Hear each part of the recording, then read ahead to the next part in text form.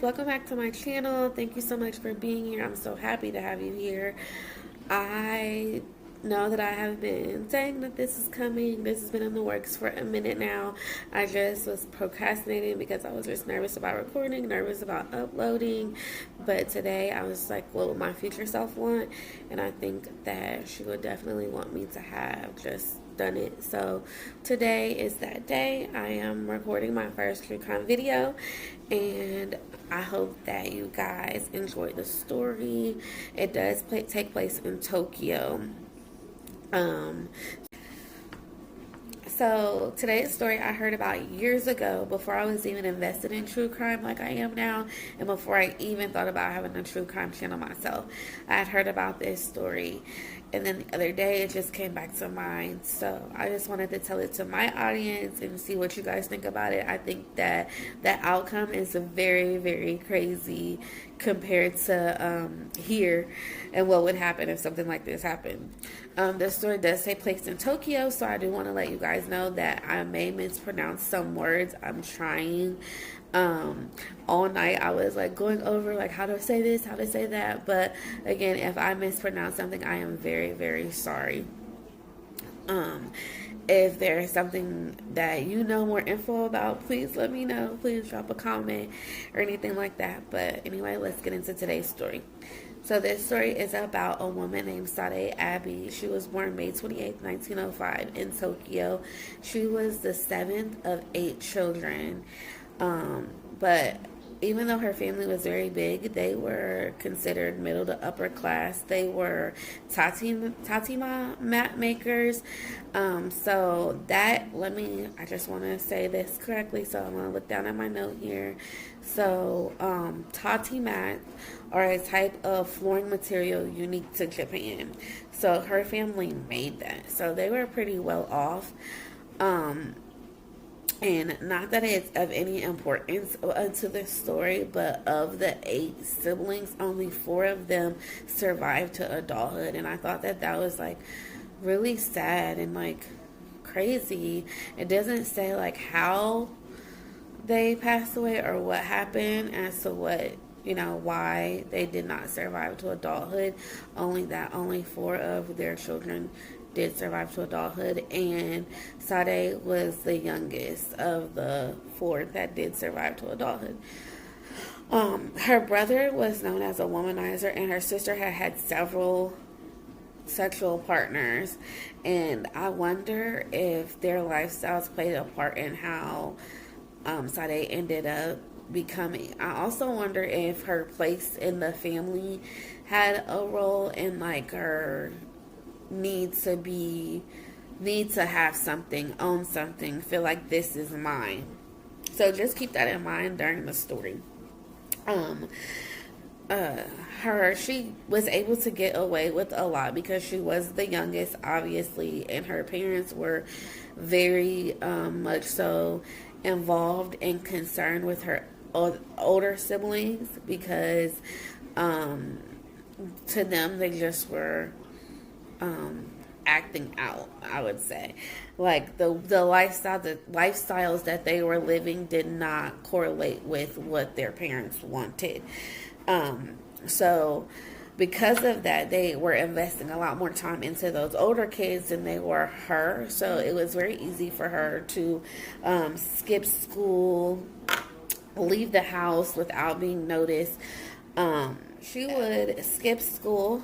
She would often skip school for musical lessons, and in the beginning, her mother did encourage her to sing and play the shamisen, which is kind of like a Japanese guitar when you look at it.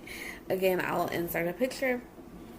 However, singing and playing this instrument were closely related to becoming or being a geisha, which I'm sure we've all seen, like geisha girls, and they're really pretty and always really made up.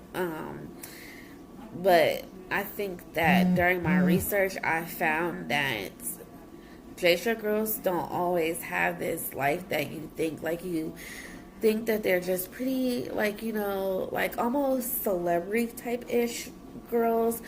But behind the scenes, it's like not a good life for them sometimes. So, but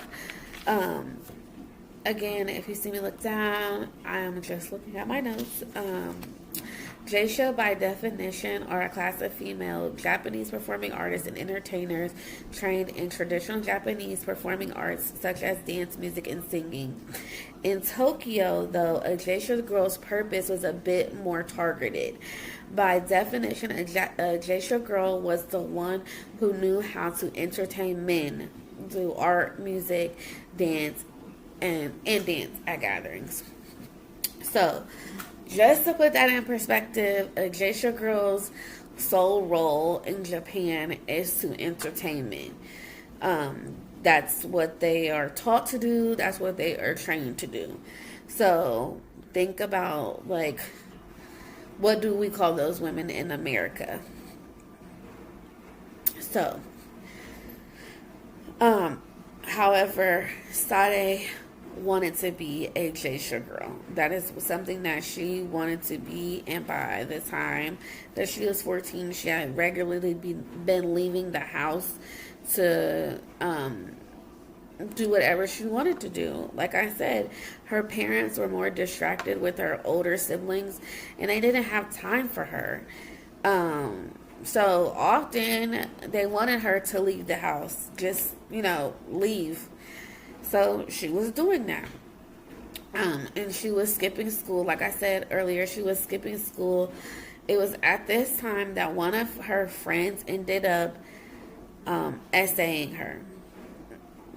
Grape without the G. Her and her family in the beginning, they were really like on her side and really, very like, I'm so sorry that this happened, and being very supportive of her.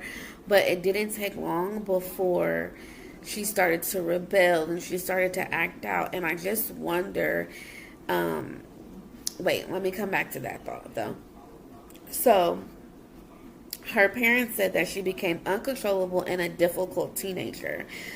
Personally, I feel, and of course I don't know what they did or what avenues they tried to send her down to help her with that this situation happened. And not only that it happened, but it was her friend that did this to her. It wasn't like some stranger, you know what I mean? And I know that it's awful no matter who does it. It's something different when someone that you trust, someone that you hang out with, someone that you're close to does this to you. I feel, and I'm not a doctor, but I feel like it just hits different. So, like I said, her parents started saying that she was a difficult teenager. I feel like, did they really put in the work? Did they really you need to see a therapist, you need help? I feel like because they had such a noble status that maybe they didn't want that. Maybe they tried to keep it in-house. I can't say for sure, and it's not in any other research that I found, but I feel like did they really want her to get that help? Did they really want her to process that? Did they help her process that? I don't know. But I feel like when bad things happen as a teenager, you don't know how to get through them. You don't know how to process them. It's like something bad happens to me, and then tomorrow is another day. You know what I mean? I feel like I've heard before, for you it was a random Thursday, but for me it was a traumatic event in my life. So this happens so often to kids, teenagers, even us as adults. Things happen to us that are very traumatic that tomorrow we just have to wake up and it didn't happen. So when it comes to this situation with Sada, I just wonder if her family actually put in the work with her when it came to that, or did they just see her become a rebellious and difficult teenager, as they say. Anyways, by the time that she was 17 years old, her father had sold her to a Geisha house, hoping it'd get her back in order. Now, here's the thing with that. As I just said earlier, Geisha girls in Japan or in Tokyo are trained to entertain men, trained to like do the very thing that is probably traumatizing her, that has probably traumatized her. But let's send her off to a house where that's what she's taught. It doesn't really make sense, like why you would do that. I'm so confused. Eventually, Sada would leave the Geisha house because she felt like it was too restrictive. And I guess that there was like too much order for her. So she would leave the Geisha house and become a legal prostitute. Now, I'm not exactly sure what the difference here is now. Because, like I said, with the Geisha, they are targeted to entertain men. They are taught to entertain men. Okay, so again, she left the Geisha house and became a licensed prostitute. I'm assuming that back then in like the 1930s, this was allowed. Of course, now it is not allowed in Japan. However, again, keep in mind that this story happened many, many years ago. This didn't last long for her because she ended up stealing from clients, being labeled a troublemaker, just starting problems all around. So once she was able to escape, she began working at an illegal brothel. It wasn't long after that she started working at that place that it was raided. It's like she cannot catch a break. She can't find somewhere like stable footing. It's always something happening or some reason why she has to escape, some reason why she has to leave. And I'm not saying that she was wrong. I'm just saying, like, in all of the research that I conducted, I never found like a period or a time in her life where she was just okay. And that always makes me sad during cases because, like, when you hear and you research people's lives, it's like they consistently go through bad things. You know what I mean? So imagine being 17 and then being kicked out, being sold to a geisha house. It's like, even my parents don't care about me. It's like the thought process you would have, I would think. But again, this place was raided, and over the next several years, she lost both of her parents. She ended up moving back to Tokyo.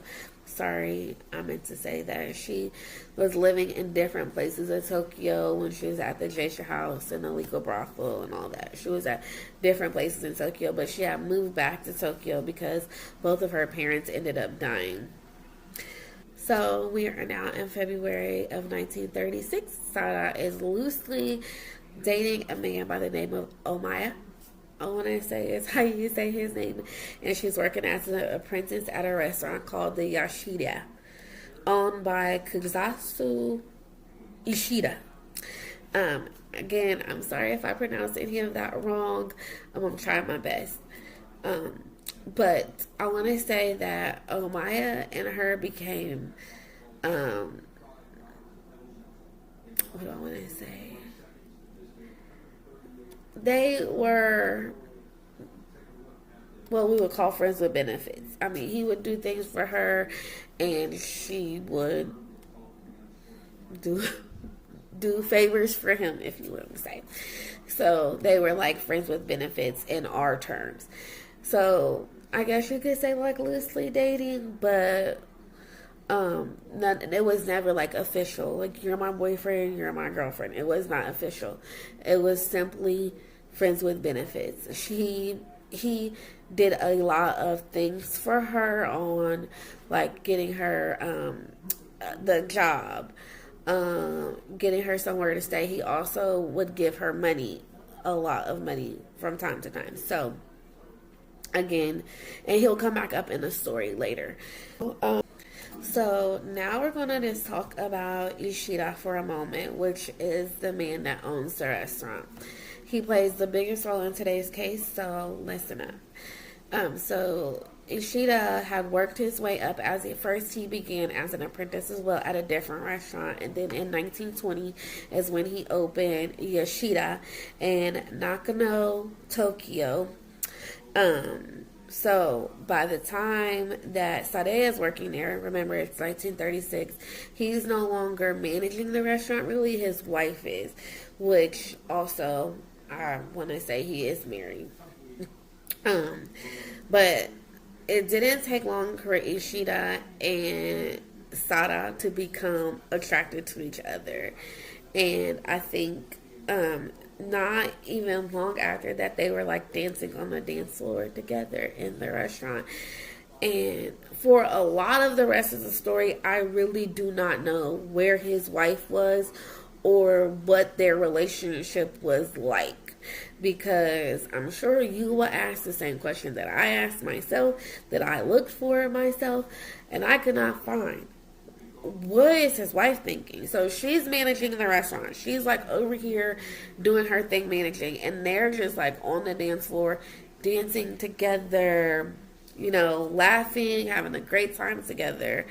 And I just know, like, me as a person. Okay, moving on. So only 2 months after starting this job, they had succumbed to their sexual attraction to each other. So on April 23rd, the two of them would meet up for a prearranged sexual encounter. They met at a machi, which is a tea house, the equivalent to a love hotel. So for us in America, we call them motels, I think. I have to clarify that. But I think that's what we consider like a motel. So they met at a love hotel, which definitely. So let me tell you. According to SavvyTokyo.com, a love hotel is essentially a no-tell motel, a short stay accommodation that offers hourly or nightly rates. So it's no guess what was happening. For 4 days, the two remained in bed until they moved to another tea house where they continued to drink and have more sex. It has been said that Ishida wasn't seen again until the morning of May 8th, you guys. May 8th. Remember that they left April 23rd. So, just to put that in perspective, that is over 2 weeks. Cell phones weren't a thing back then, so I'm very curious to know, like, what his wife thought was going on. Where did she think he was? I almost have to, like, believe that she knew that he was out doing something or someone, because wouldn't you typically, like, by day 2 of him not coming home, wouldn't you be like, my husband's missing. Where is he at? Again, cell phones did not exist, so it's not like you can just bring him up. No, like, you need to come home. And it's so crazy because, like, I was like, coming home is such a big deal. Like, making it home, knowing, you know what I mean? Like, as a wife, knowing that my husband made it home is, like, very big to me. So I could not imagine him being gone over 2 weeks. And who knows? He may have called her. He may have said, I'm on a business trip. Who knows? I didn't find anything like that in my research, but I'm just saying. From what I did research and what I did find out, I definitely would be thinking, like, where is my husband? And it wouldn't be some warm welcome when he came home. Like, no. You know what I mean? But anyway, continue. So, on May 8th, he turns up at his restaurant. And I know I just talked about his wife wondering where he was, but I also wonder where Omaya thought that Sada was. Like, they communicated every day. Like, so I'm just curious as to where their respective parties, even though Sada and Omai were not, like, dating, they still had a close relationship. So I wonder where he thought that she was. even though she had just spent all of this time with, sorry, even though she had just spent all this time with Ishida, she was like very mad and furious that he was back with his wife. She began drinking excessively, and of course, he was not with her during this time. Which, you know, drinking excessively is never a good thing. You know, having a drink or two is okay, but to drink excessively, especially when you're already upset and in an upset state, is never good for anyone. So, she became so enraged, so upset at the thought of him being with his wife. Now, mind you, she already knew that he had a wife. She already knew this. His wife was managing the restaurant. So I'm just a little bit confused where all of the rage came from. But I'm going to continue. So, she began thinking of ways to murder him. Yeah. Like, why? You knew what it was when you became a part of it. It's kind of my mindset, but I'm continuing. After watching a play where a Geisha attacks her lover with a large knife, Sada felt inspired. So here we are, May 11th. Sada sold some of her clothes and decided to purchase a large kitchen knife. That night, she met with Ishida, and pulling the knife out, she reenacted a scene from the play that she had watched. And according to her, Ishida wasn't like, I think he was caught off guard, but he wasn't like, don't ever do that again. You're crazy. And I'm not trying to ruffle any feathers by using the word crazy. I'm just saying, like, he did not react in a way that you would think someone would react. Don't do that. That's not cool. That's not funny. I don't find that humorous. To her, she said that he seemed delighted. He seemed like he was caught off guard, but he seemed delighted. I don't know that I would feel that way if someone pulled a knife on me. I'm sorry. But days later, they were still together, and they were still at this inn when they began to engage in erotic asphyxiation. Sorry, my tongue. But anyway, so she would choke him, he would choke her, and this would go on for days. It was at, I think, like one of the last times that she had choked him when he said, I want to quote this correctly. One of the last times Ishida told Sada, if she started to strangle him again, don't stop. It's so painful afterwards. Though, thinking back, she felt he could have been joking, which I'm almost sure that he was joking. I have never been in that situation to say, like, how painful it would be, like, after. But I know, I mean, I have to believe that he did not want to die. I just don't think that he wanted that. But I believe that she made that up. I believe that she made that up in her mind and made it up in her mind that she was going to go through with it no matter what. Like, she wanted to kill him from the day that they met, May 11th. She had already had it in her mind that this is what she wanted to do to him. You know what I mean? Or else, why sell some of your clothes to buy this knife? All to play with it. So I believe when it came to this, like, yes, they were doing this during intercourse, but I believe when he was like, if you're going to do it again, just don't stop because it's too painful afterwards. I believe that she interpreted that as she wanted to. And I think it probably gave her like a peace of mind, maybe. Like, oh, he wanted this. You know, I'm putting him out of his misery type of thing. So, here we are on May 18th. At 2 a.m., she put her sash around his neck and proceeded to strangle him. Once Ishida's body was lifeless, she had laid with him for hours. Yes, hours. Just laid with his lifeless body. And then decided to sever his genitals. So his penis and his testicles, she severed them. And because I want to tell you guys exactly what happened and how it happened. Not exactly how it happened, but I want to tell you guys everything that happened.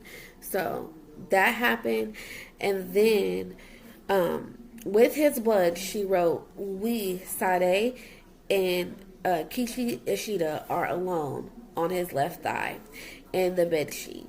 And lastly, she carved the character for her name into his arm.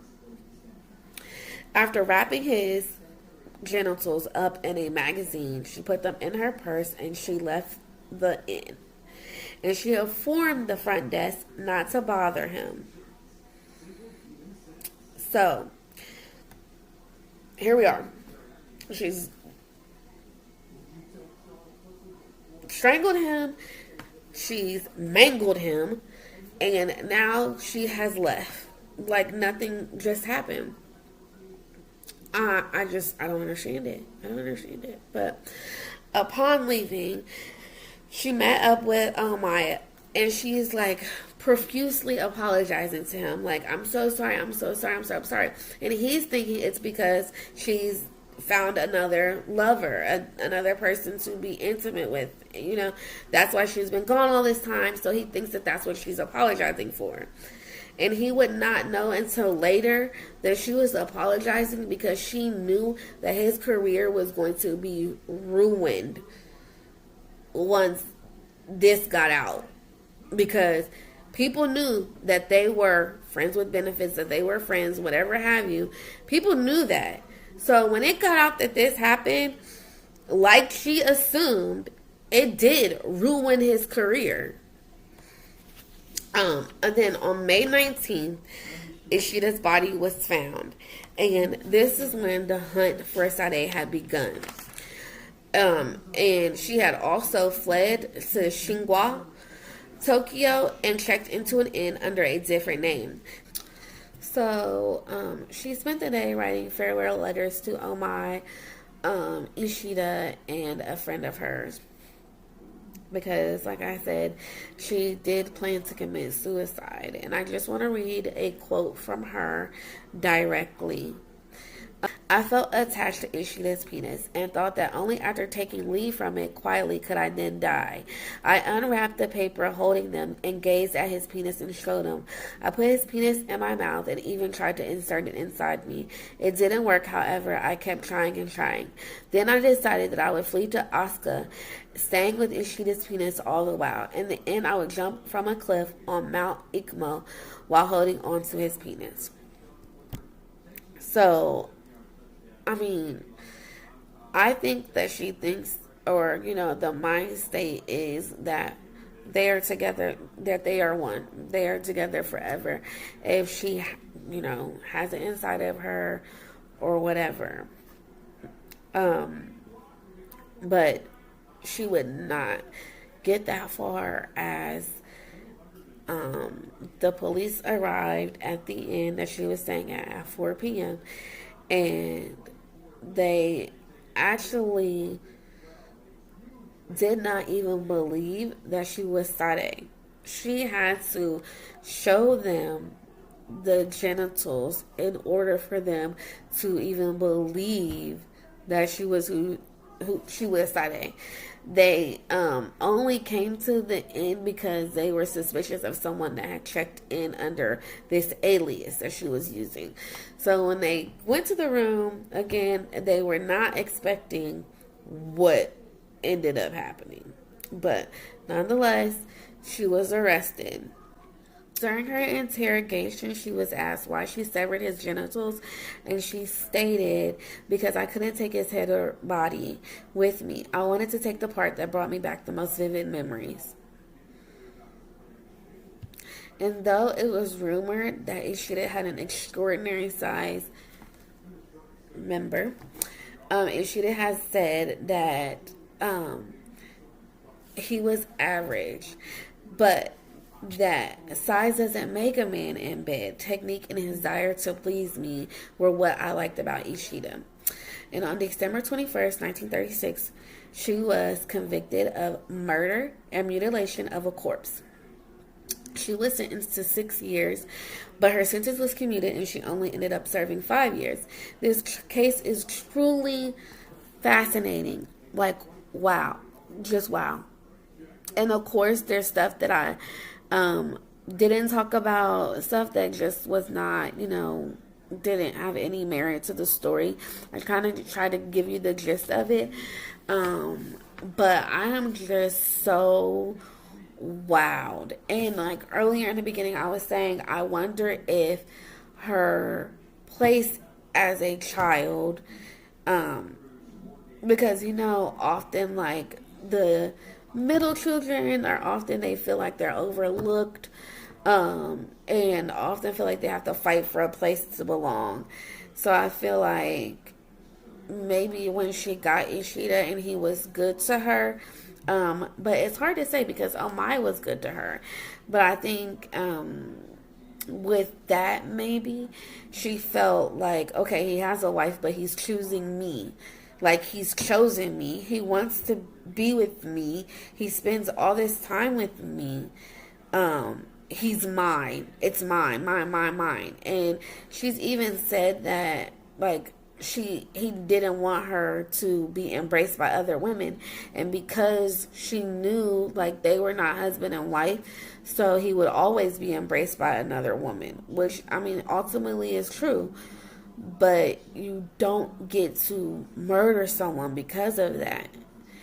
I just feel maybe if she had been given the proper tools to work through what happened to her at 14 regarding her friend, or maybe even all the loss of her siblings, or what she was seeing her older siblings go through, you know what I mean?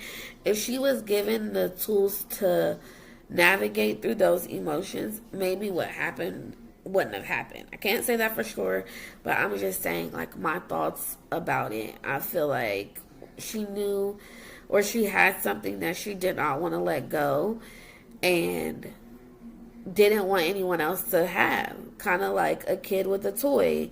A little kid is like, that's mine, and I don't want to share. So instead of just saying, forget it, I'm cool, she broke the toy. Or, in this case, murdered him. I hope that makes sense. Now, 2 fun facts that I want to say about this case are that Ishida's genitals were put on public display at the Tokyo University Medical School Pathology Museum. However, at some point, they disappeared. I wonder. But, and the judge presiding over the case admitted to being sexually aroused by some details of the case. I